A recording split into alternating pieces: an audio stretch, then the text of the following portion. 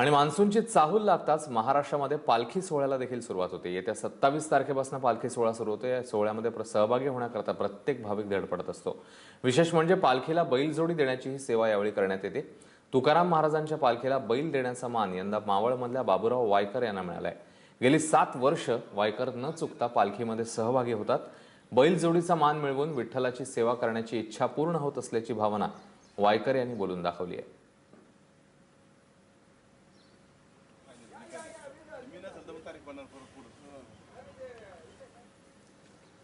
दिंडी सोहळ्याला बैलाचा मान हवेलीमधून मिळाला, खेडमधून मिळाला, आंबेगावमधून मिळाला, पण मावळ तालुक्याला अजूनपर्यंत मान मिळाला नव्हता। परंतु पूर्वजन्माचं पुण्य या बैलांचं आणि वायकरांचा अथीव प्रयत्न, इच्छाशक्ती प्रबळ या 2 गोष्टीमुळं हा योग आला।